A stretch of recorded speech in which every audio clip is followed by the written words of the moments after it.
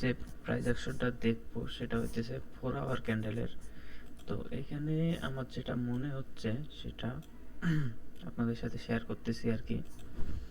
তো price action অনুযায়ী এখানে একটা মর্নিং স্টার ক্রিয়েট করছিল, যেটা ডাউনের বুলিশ প্যাটার্ন। তো এটা রিটেস্ট করছে, করে কন্টিনিউশন দিছে। তো এই হায়ার লো পর্যন্ত আসছে, যেটা ভাইরাল লেভেল ছিল, লেভেলটা ব্রেক করছে, করে ডাউন সাইড কন্টিনিউশন দিছে। তো দেওয়ার পর মার্কেট এইখান থেকে আর কি আবার ট্রাই করতেছে উপরে যাওয়ার। এই যে অলরেডি কিন্তু এইখানে এই লেভেলটাও টাচ করছে সেলার।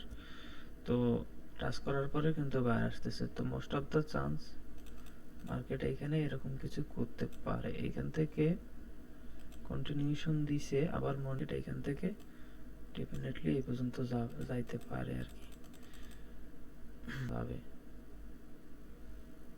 এই পর্যন্ত যাবে আর কি।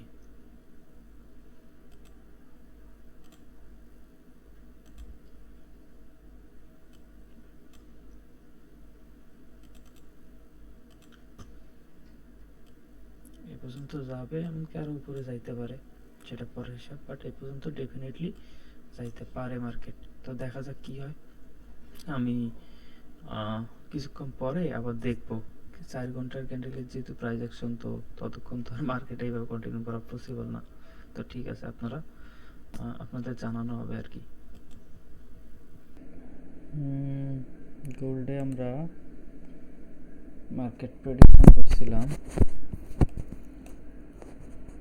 তো দেখা যাচ্ছে মার্কেট মোটামুটি ভালো একটা মুভমেন্ট দিচ্ছে।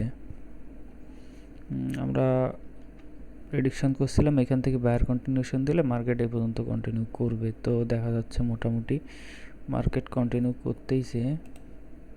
তো আশা করা যায় এই পর্যন্ত যাবে মার্কেট। আমাদের প্রেডিকশনটা ছিল এরকম।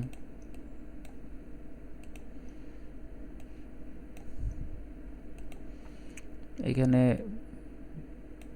এই প্যাটার্নটা রিটেস্ট করে কন্টিনিউশন দিছে। তো মার্কেট এখন এই লেভেলে এমন হইতে পারে,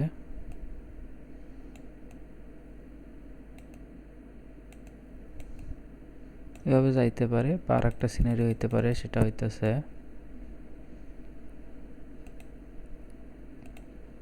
এইখান থেকে এটা ব্রেক করতে পারে,